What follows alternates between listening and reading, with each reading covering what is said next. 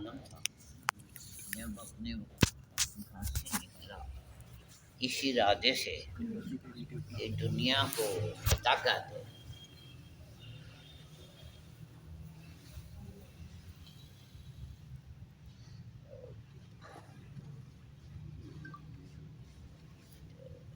ایک بابا ایک درویش دیکھ رہا تھا اس کو روانہ ہوتے، تو لوگ کہہ رہے تھے کہ یہ دنیا فتح جا کرنے جا رہے ہیں، تو وہ درویش نے کہا بات یہ ہے کہ اس کی قبر جو ہے پردیس میں نہیں، یہی ہوا کہ سکندر اعظم کی آخری خواہش تھی کہ وہ اپنے وطن واپس پہنچ جائے، لیکن وہ نہیں پہنچ سکا، اس کی قبر جو تھی وہ پردیس۔ یہ ساری تمہید میں نے اس لیے بات دی اپنی، اور بابا حضور نے لاہور کو فرمایا کہ یہ انمتا علیہم کا شعر ہے۔ آپ نے فرمایا کہ پوری دنیا میں پاکستان کی ایک خاص اہمیت ہے اور پورے پاکستان میں لاہور کی ایک خاص لوگوں کا شہر، ساری زمین اس کا تعلق تو شاہگوش سے ہے، لیکن مجھے لگتا ہے کہ اس کی قبر لاہور میں لکھی ہوئی ہے۔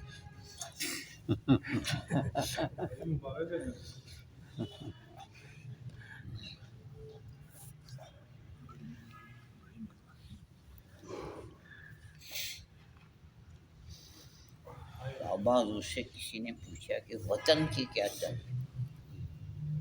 انہوں نے کہا وطن وہ ہوتا ہے جہاں آپ کی قبر ہو۔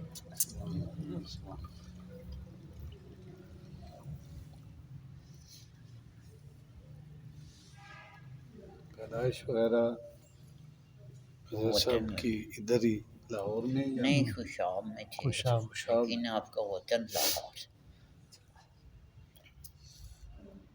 تعلیم وغیرہ لاہور میں؟ نہیں، تعلیم وہ کتابیں پوری وہ لائبریری موجود ہے، اس میں بہت سی کتابیں آپ کی زندگی پہ لکھی ہوئی موجود ہیں، وہ آپ کو اس میں کافی تفصیل سے لکھا ہوا ہے آپ کا سفر کیسے کیسے چلتا رہا، پھر یہاں لاہور آئے، پھر یہاں پہ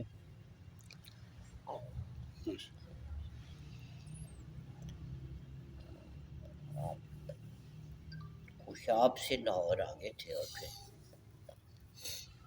آپ نے یہاں پہ کیا کرنا، لاہور ہی وطن بن گیا، لاہور ہی آپ کا وطن ہے، کیونکہ جو بلکہ آپ ہی کا وطن ہے۔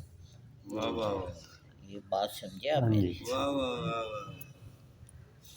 جو صاحب حال ہوتا ہے وہ شروع سے ہی صاحب حال ہوتا ہے۔ اور آپ ہی کا پاکستان، جیسے ہم کہتے ہیں کہ یہ داتا کی نگری ہے، تو یہ بابا حضور کی نگری ہے،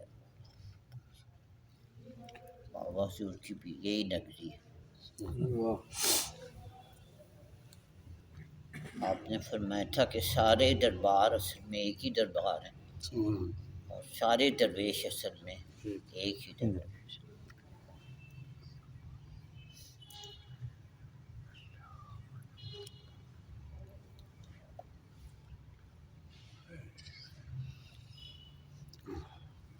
چائے پینا